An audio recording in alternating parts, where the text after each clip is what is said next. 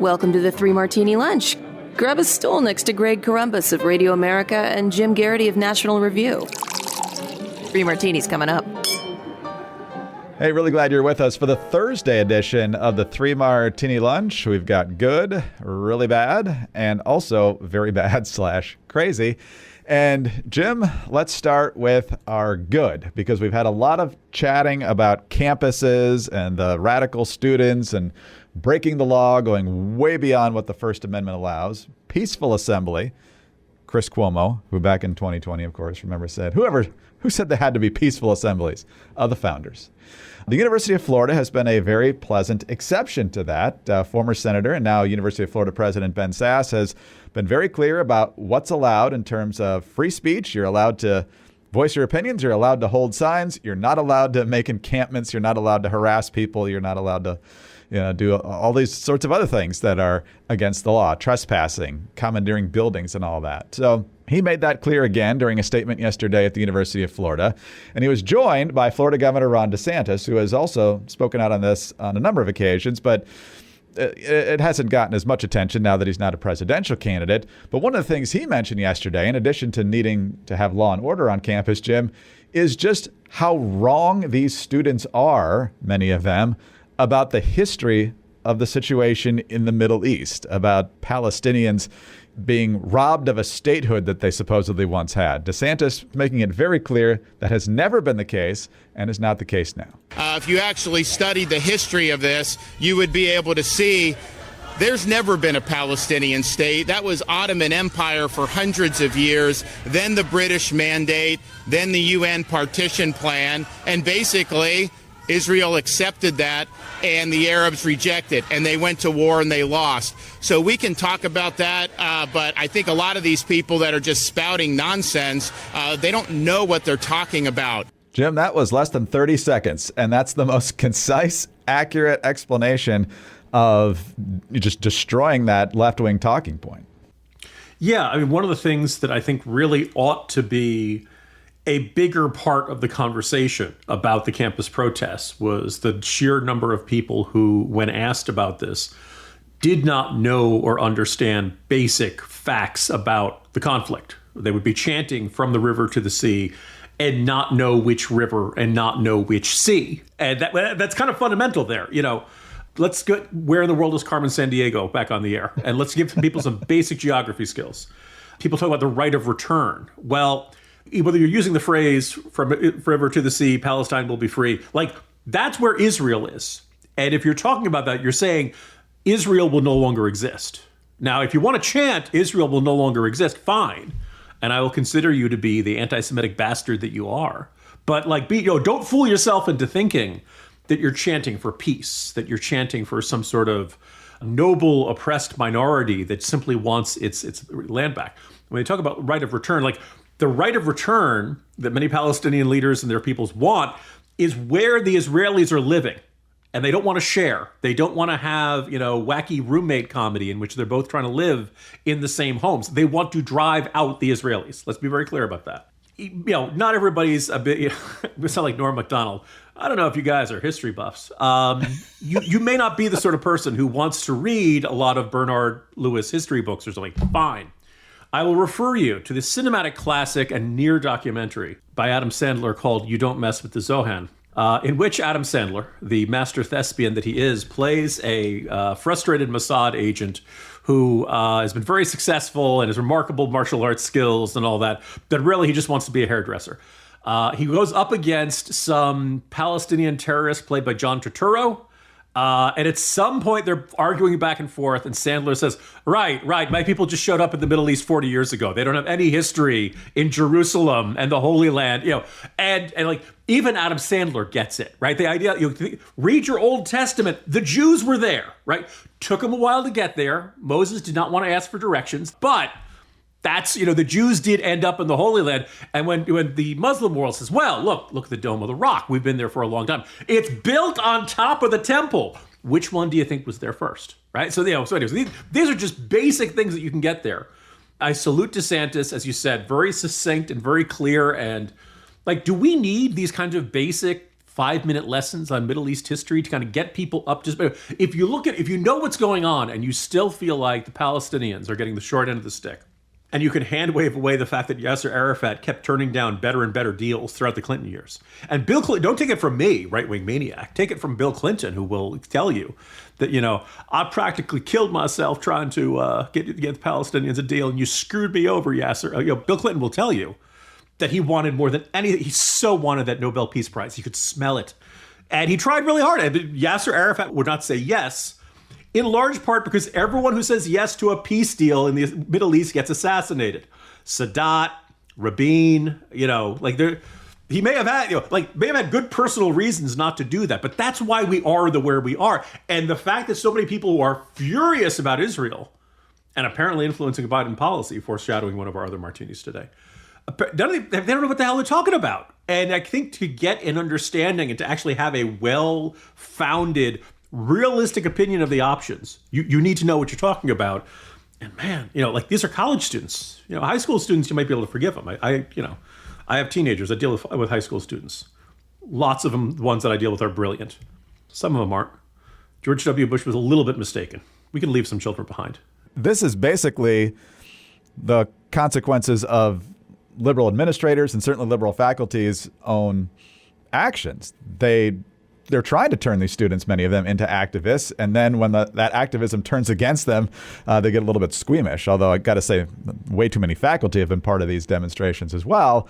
And so that's what they're generating. And so they bust out their oppressor-oppressed grid.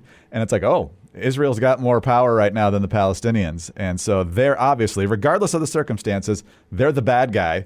The Palestinians are the poor victims all the time, even though they support the terrorism by and large that we just saw last October. So there's the way it really is, and there's the way that these people are being taught that it is, and they are not the same, not at all.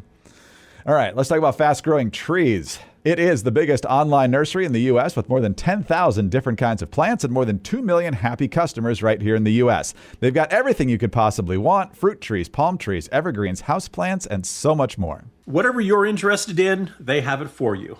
You can find the perfect fit for your climate and space, and Fast Growing Trees makes it easy to order online, and your plants will be shipped directly to your door in just 1 or 2 days. Thinking about getting mom something for Mother's Day? Order now! Do it quick! It's coming up on Sunday. And along with their 30-day Alive and Thrive guarantee, they offer free plant consultation forever. We love our fast-growing trees. A wide variety, like we said at the very beginning, and they deliver to you in great shape. And if for any reason it's not right, they will make it right. This spring, Fast-Growing Trees has the best deals online, up to half off on select plants and other deals. And listeners to the 3 Martini Lunch get an additional 15% off their first purchase when using the code Martini at checkout.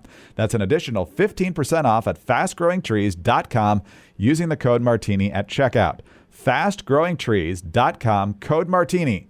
The offer is valid for a limited time. Terms and conditions may apply.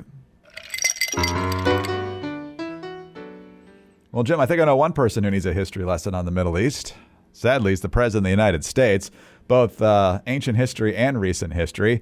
As we speculated and suspected with good reason earlier in the week, the reason that the Biden administration paused ammunition to the Israelis was because they don't want the IDF moving in on Rafah. That is now absolutely confirmed. We also know they were precision-guided bombs, and the Israelis, through sources and reports that I've seen, have said, well, if you're not going to let us use those, we're going to have to use the dumb bombs, and guess what happens to the number of civilian casualties when you have less precision. But Biden yesterday actually did sit down for an interview with Aaron Burnett of CNN. As we frequently point out, he doesn't do this often, and yesterday was another example of why.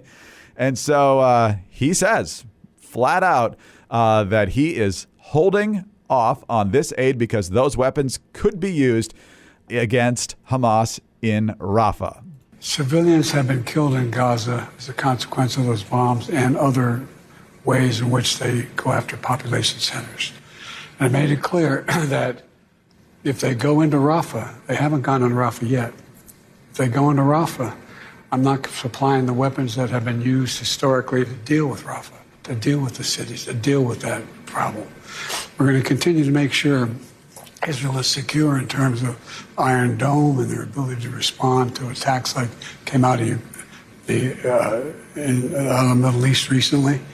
But it's just wrong. We're not going to supply the weapons and the artillery shells used that have been used. Artillery shells as well. Yeah, artillery shells.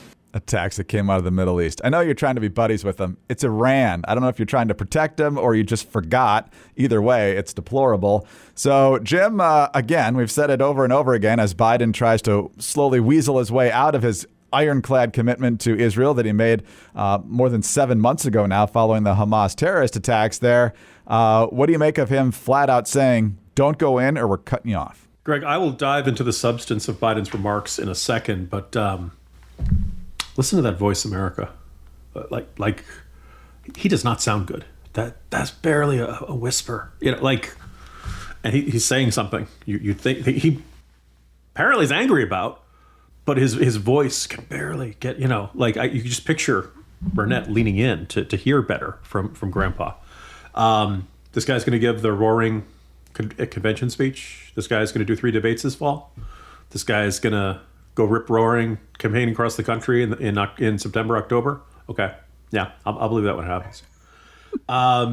As for the substance, we should be precise that what Biden already said he's not sending, as you alluded to, are these 6,500 joint direct attack munitions, JDAMs, and they enable unguided bombs to be steered to the target. Now, if you're really upset about civilian casualties, you'd think you'd want the Israeli weapons to be as precise as possible.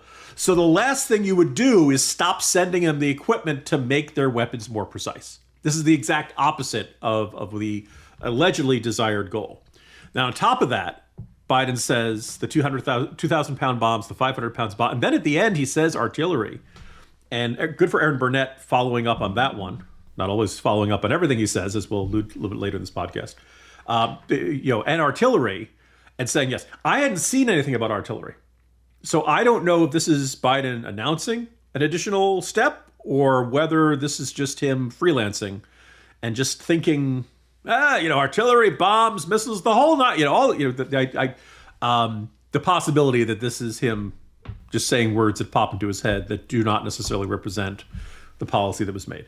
That having been said, as we alluded to earlier this week, and I did not expect to write about Israel 3 times in 3 days in the Morning Jolt newsletter, but he keeps making news on this front. That basically our policy is now do not destroy Hamas, which is directly contradictory to everything Biden said the entire fall. And why? Why are we trying to help? Why are we building them up here? Why are we expanding our aid? Why are we talking about taking Palestinian refugees in? We talked yesterday about the really widespread, never mind anti-Israel attitudes amongst Palestinians, anti-American attitudes amongst the Palestinians. And we keep bending over backwards and finding more and more ways to help them out. Why, and in the middle of all this, Biden gives his Holocaust Remembrance Day speech about how important it is to say never again. You can't ever we can't ever let the genocide of the Jews occur again. Also, stop picking on Hamas. We're not going to let you do it. We're not going to let you go after the people who perpetuated the largest murder of Jews since the Holocaust. And Biden sees no contradiction there whatsoever. And so I just opened up my spleen and I just ripped into Biden today because this is a spineless jellyfish of a man. Because let me put it this way. If Biden were up by 20 points in Michigan, do you think he would be having the same position? Not a chance. If there were no angry lefties giving him grief about this and he was right with a high, do you think he'd be taking this position?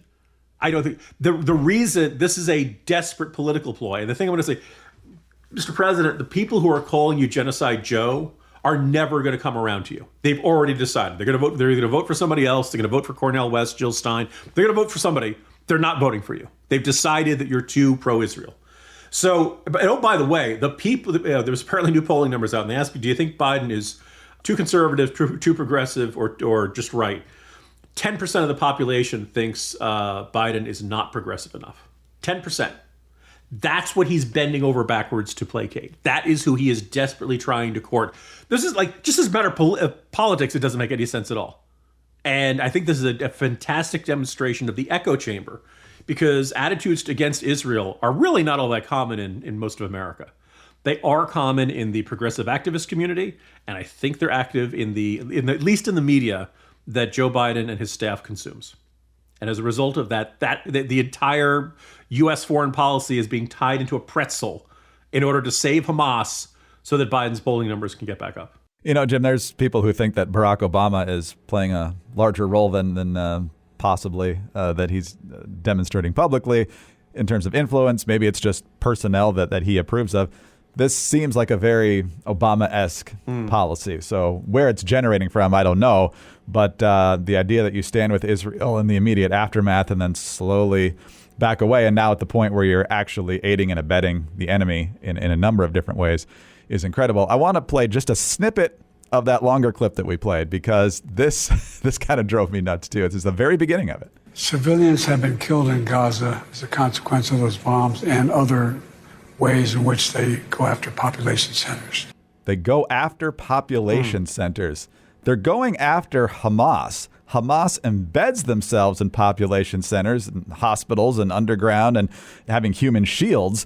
They're going to attack Hamas. So if you're going to blame anyone for most of these civilian casualties, you need to blame Hamas for starting the war in the first place, and then also for their tactics in throwing civilians in front of them. So the idea that Israel is just randomly carpet bombing civilian population centers is a very disingenuous talking point.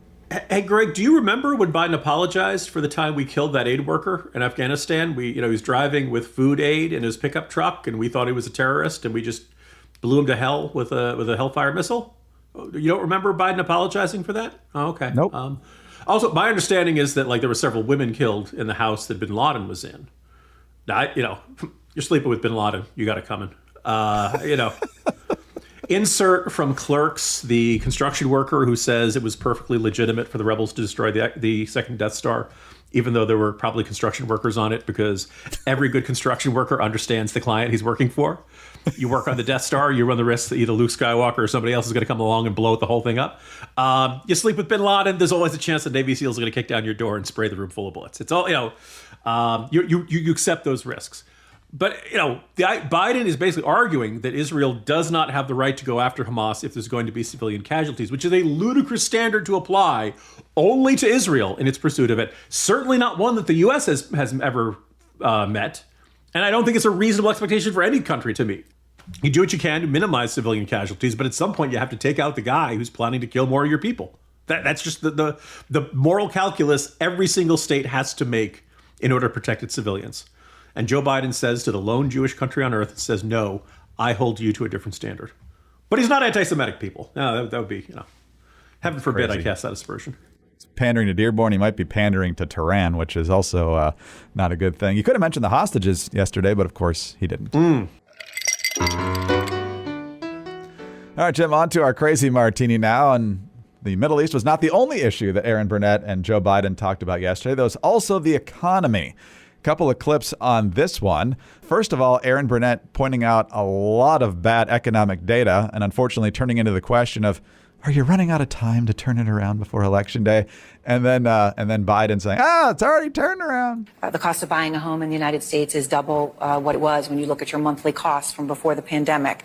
Real income, when you account for inflation, is actually down since you took office. Economic growth last week, far short of expectations. Consumer confidence, maybe no surprise, is near a 2-year low. With less than 6 months to go to Election Day, are you worried that you're running out of time to turn that around? We've already turned it around. Look at the Michigan survey. For 65% of American people think they're in good shape economically. They think the nation's not in good shape, but they're personally in good shape.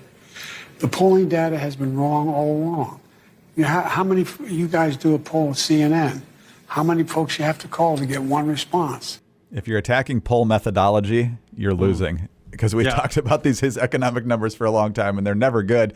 Here's the most insane part, and Aaron Burnett did not check him on this, unfortunately, and that is the inflation rate when he took office in early 2021. Here's the larger context of that. When I started this administration, people were saying there's going to be a collapse of the economy. We have the strongest economy in the world. Let me say it again, in the world. Although GDP last week was far short of expectations. Oh, it wasn't. Look, GDP is still growing. Look at the response of the markets. Overwhelmingly positive.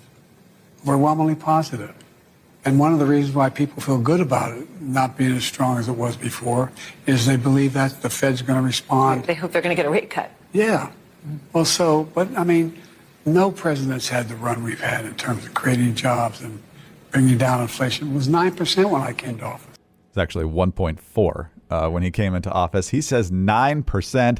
And of course, he's claiming that all these jobs that were allowed to exist again as the COVID restrictions eased were jobs that were created because of his policy. Even the inflation rate year over year coming down isn't due to him. It's because of the Fed raising interest rates. So, Jim, a lot of gaslighting going on there. Again, it's Biden. So did he just convince himself this is true? Did somebody tell him this is true and he thinks the American people are going to believe it?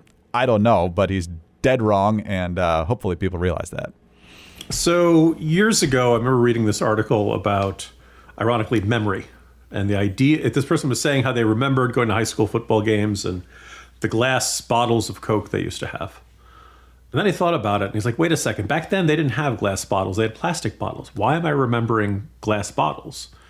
And he goes talk to some people who study the brain, people who study memory, and they say that unfortunately, when we remember things, we are not the equivalent of like looking at a photograph, right? We are repainting the picture of the photograph every time we remember something. And it's very easy for small details to get altered in that sort of thing. So the way you remember things growing up probably is not 100% precise. And that's why sometimes you look at photos and old home videos and things are different than you remember them. Because each time you remember them, your mind is overwriting the old memory with a new one. And there's the chance for inaccuracies and maybe even a more self-serving version of events shakes out that way. I think Biden does this all the time. I think Biden chooses to remember what he wants to remember. And, he does it blatantly. We can put, by the way, 9.1%, I believe that was like the summer of 2022 was when that was the peak. You mentioned it was, 1 point something when he took office.